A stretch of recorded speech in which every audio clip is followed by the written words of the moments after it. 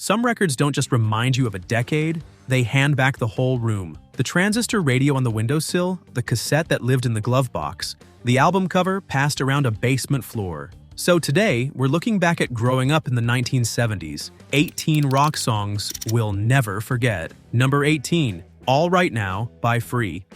All right now, baby. It came out of a bad night. Free were a young British band leaning heavily on slow blues numbers, and after a show at the Students' Union in Durham, the applause died before drummer Simon Kirke had even climbed off his drum riser. They walked off to the sound of their own footsteps. In the dressing room afterward, bassist Andy Fraser started bouncing around singing the phrase that would become the chorus. Kirke has said the whole thing took no more than 10 minutes to write. Fraser and singer Paul Rodgers building it right there because the band badly needed something to close a set with.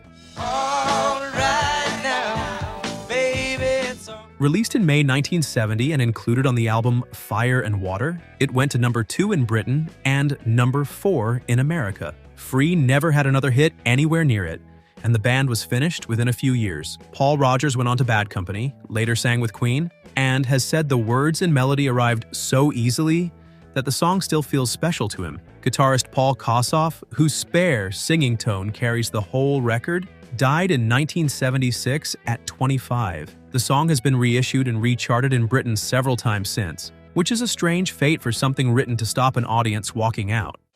all right now, baby. Number 17, Layla by Derek and the Dominoes.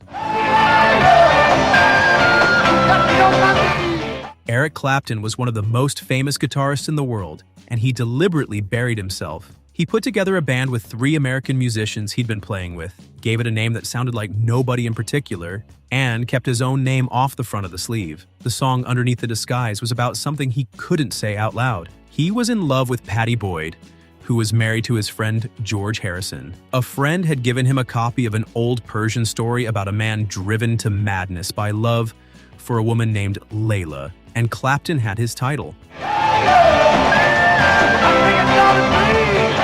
At Criteria Studios in Miami in the late summer of 1970, Duane Allman joined the sessions and traded lines with him on the now famous riff. The long, drifting piano section at the end was written separately by drummer Jim Gordon. Almost nobody bought it. The album sold poorly, partly because listeners had no idea who Derek was, and an early single release stalled. Only when it was reissued in 1972 did it climb into the American top 10. Clapton dismantled the band before the second album was finished. Years later, he did marry Pattie Boyd, and years after that, he stripped the song back to a slow acoustic version that a whole generation knew first.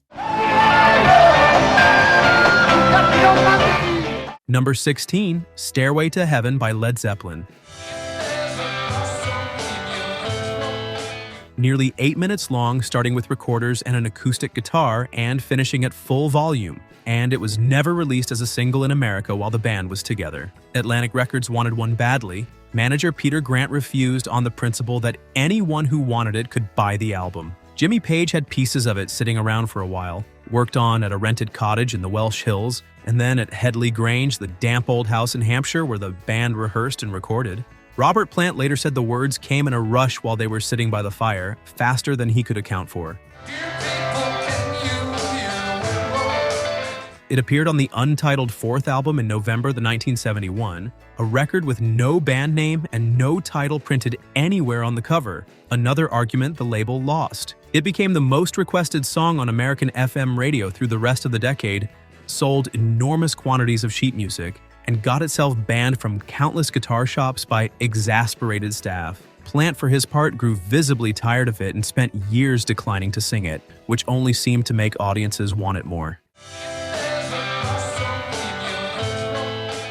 Number 15, Won't Get Fooled Again by The Who. That churning keyboard pattern running underneath the whole song wasn't a tape loop and wasn't played by hand in the usual sense. Pete Townshend fed a Lowrey organ through an early synthesizer, letting the machine chop and repeat what he played, and built the track on top of it. The song was salvaged from Lifehouse, an ambitious project Townshend abandoned when nobody around him could follow the plot. What survived became Who's Next in 1971. We don't get fooled again. Everything people remember about it is in the last minute. The long instrumental gap, Keith Moon coming back in, and Roger Daltrey's scream. The album version runs over 8 minutes. The single was hacked down to less than half that and reached the top 20 in America and the top 10 in Britain. Townsend has spent decades gently correcting people about what the song actually says, pointing out that it's a warning about swapping one set of bosses for another rather than a call to arms. It didn't stop crowds from treating it as one. It also closed Who shows for decades. And that scream became one of the few moments in rock that people will describe by imitating it rather than naming it. Number 14, Maggie May by Rod Stewart.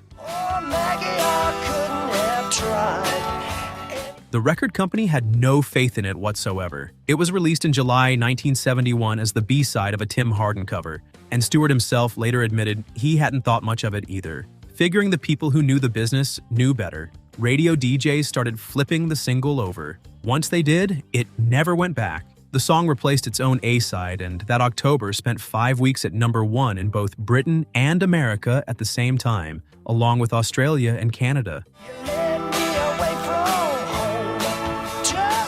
The part everyone whistles is the mandolin, and the man playing it was Ray Jackson of the folk rock band Lindisfarne, who happened to be around the sessions. He came up with the part on the spot, was paid the standard union session rate, about £15, and wasn't credited by name on the original sleeve. There was one more wrinkle. When Stewart mimed the song on Top of the Pops, no mandolin player was available, so the broadcaster John Peel stood in and pretended to play it. Broadcast rules at the time required the main instruments to be represented on screen, so somebody had to hold the thing. Jackson eventually got proper acknowledgement, decades after the fact. Number 13, American Pie by Don McLean. 8 minutes and 42 seconds. To release it as a single at all, the record had to be split across both sides of the 45, and radio stations were expected to play half of a song. Instead, they played the whole thing, and it sat at number 1 in America for 4 weeks in early 1972. The starting point was February 3rd, 1959, the night a small plane went down in Iowa carrying Buddy Holly, Richie Valens, and J.P. Richardson. McLean was 13, working a paper route, and learned about it while folding the morning papers. He dedicated the album to Holly. He spent decades refusing to explain the rest of it line by line, which of course guaranteed that people never stopped arguing about who each verse was supposed to be. Whole magazine articles and classroom debates were built on the guessing. In 2015, the original handwritten manuscript went to auction and sold for roughly $1.25 million. It ran to 16 pages, including verses that never made it onto the record. McLean has said the song is essentially about America losing something it couldn't get back, and that he had no idea while writing it that anyone would still be picking it apart 50 years on. Number 12, Rocket Man by Elton John. Bernie Taupin's lyrics came from science fiction, specifically a Ray Bradbury short story about an astronaut whose job takes him away from his family, treated as a working man's routine rather than an adventure. Taupin has said the opening line arrived while he was driving, and he repeated it to himself until he got somewhere he could write it down. Elton John set it to music at the Château d'Hérouville outside Paris, a crumbling French country house where the band lived, ate, and recorded for the Anki Chateau album. The record was made quickly, mostly in a matter of days, with the band playing together in the same room. That eerie whooshing sound behind the chorus came from an ARP synthesizer played by the studio's engineer David Henschel. New technology in 1972, used sparingly. Released that spring, it went to number 2 in Britain and number 6 in America, and became the first Elton John song most casual listeners could name. Decades later, it was still turning up in films, adverts, and a stadium full of people singing the chorus back at him. It also gave its name to a film about his life, and picked up an unlikely second audience among people who first heard it through cartoons and cover versions. Number 11, Smoke on the Water by Deep Purple. The most copied guitar riff of the decade came out of a genuine disaster. On December 4th, 1971, Deep Purple were in Montreux, Switzerland, planning to record their next album inside the casino complex on Lake Geneva once Frank Zappa and the Mothers of Invention finished their show there. During the concert, someone in the audience fired a flare into the rattan-covered ceiling. The building burned to the ground. Everyone got out, largely thanks to festival organizer Claude Nobbs pulling people clear, but the venue and Zappa's equipment were gone. Purple watched the smoke drift across the lake from nearby, and bassist Roger Glover woke a few days later with the title in his head. With the Rolling Stones' mobile studio parked outside, the band ended up recording in the corridors of a closed-for-winter hotel in Terre-Tête, hanging mattresses to deaden the sound. The song is a plain, unembellished account of exactly what happened. It appeared on Machine Head in 1972, became a hit single in America the following year, and turned into the first riff that roughly every beginner guitarist learns. Richie Blackmore has pointed out more than once that people usually play it wrong, running it as power chords instead of the fourths he actually used.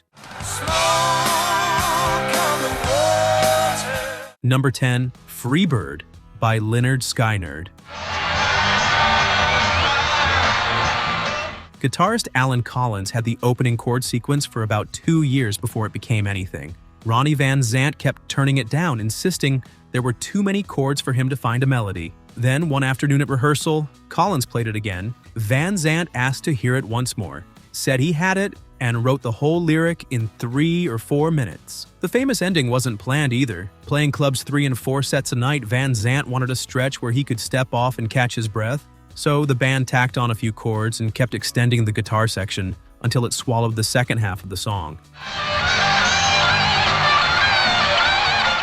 Their label reportedly balked at putting a 9-minute track on a debut album. It went on anyway in 1973, was cut down for a single in late 1974, and reached number 19 the following year. Van Zant often dedicated it on stage to Duane Allman, though contrary to the story that grew up around it, the song wasn't written for him. On the 1976 live album, Van Zant asks the crowd what they want to hear before a 14-minute version. And by then, shouting the title at any band, anywhere, had already become a running joke that has never fully died.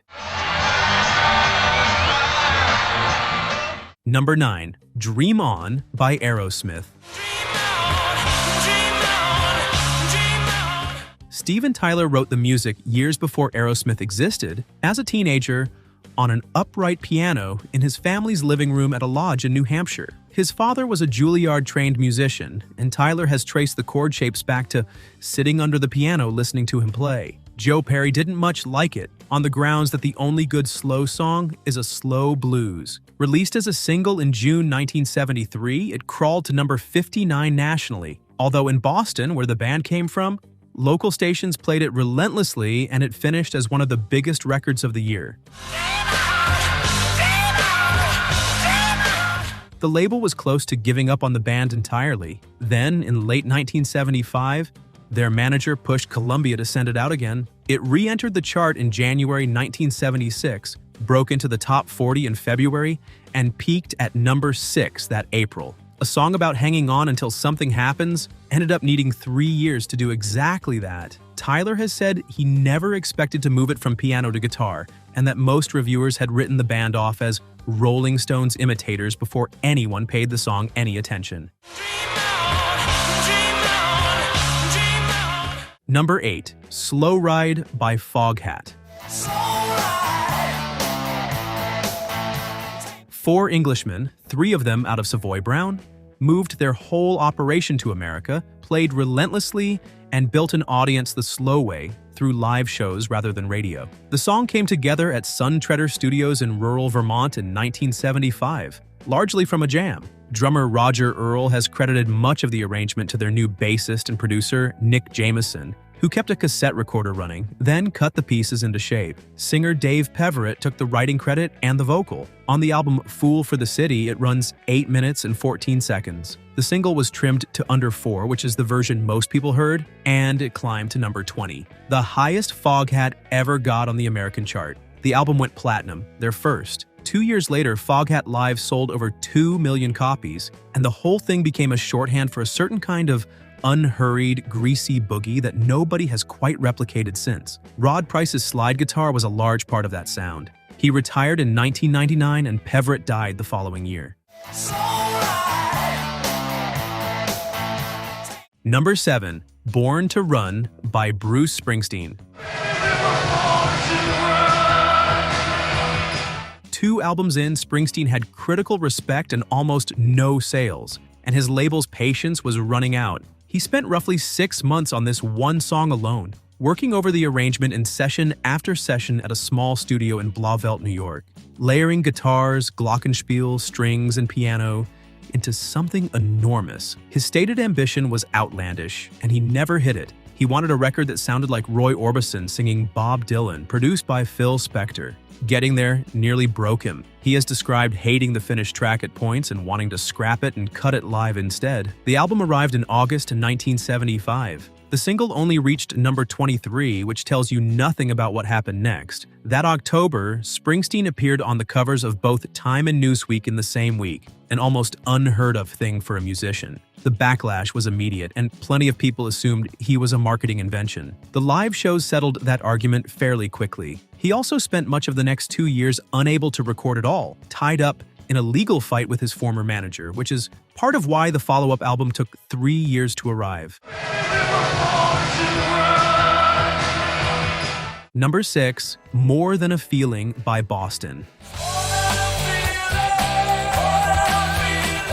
Tom Scholz had a master's degree from MIT and a senior job designing products at Polaroid, and he spent the money on recording gear he installed in the basement of his apartment house in Watertown, Massachusetts. He worked on this song, on and off, for about 5 years. Demo tapes went out to record companies and came back rejected. One label sent a letter he described as insulting. He put together one final tape, sent it to 24 companies, and this time, 3 of them bit. Even after signing, Scholz refused to work the normal way. Union rules meant the record had to be made in a professional studio, so a producer arranged an elaborate workaround. The rest of the band flew to Los Angeles while Scholz stayed in his basement and re-recorded his own demos nearly note for note, with singer Brad Delp adding vocals out west. Released in September 1976, it reached the top 5. The debut album became one of the biggest-selling first records ever made. Scholz heard the song on the radio and handed in his notice at Polaroid. The band then had to go out and learn to play in front of arenas, having essentially been built in a basement.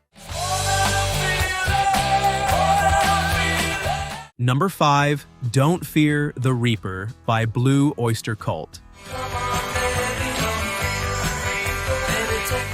Guitarist Donald Roser, who performed as Buck Dharma, had been diagnosed with an irregular heartbeat while still young and started thinking seriously about not living very long. He wrote the song while imagining his own early death and whether he'd see the people he loved again. Listeners heard something else entirely. Because of the reference to Romeo and Juliet, a persistent rumor took hold that it was about a suicide pact, and Roser has spent almost 50 years patiently explaining that it isn't. He has also admitted that one figure in the lyric, a guess about how many people die each day, was well off the mark. The album version has a long, strange instrumental passage in the middle. That section was cut out for the single, which is why the radio edit briefly sounds like it's slowing down for no reason. Released in July 1976, it reached number 12, comfortably the band's biggest American hit, and pulled the album Agents of Fortune up with it. Then came the movies, John Carpenter's Halloween among them, and much later a comedy sketch about a cowbell that made the record famous all over again for entirely different reasons. Number 4. Carry On Wayward Son by Kansas. 3 albums in, Kansas had a reputation as an impossible band to follow on stage and no hit to show for it. Their label was losing interest. Then, on the first day of rehearsals for the 4th album, singer Steve Walsh told chief writer Kerry Livgren he had nothing at all, not one song. Livgren wrote nearly the whole album himself, bringing in a new piece every night to a vacant store in a Topeka strip mall where the band was rehearsing. They had the 7 songs they needed, and were packing the truck for Louisiana when he turned up with one more and suggested they might want to hear it. Nobody was thrilled about learning another song. They learned it anyway, barely, and recorded it. Released in November 1976 as the lead single from Leftoverture, It entered the Hot 100 around Christmas and peaked at number 11, the band's first top 40 record. Livgren has said he wasn't trying to write a hit and only managed one once he stopped trying. Number 3, Hotel California by Eagles.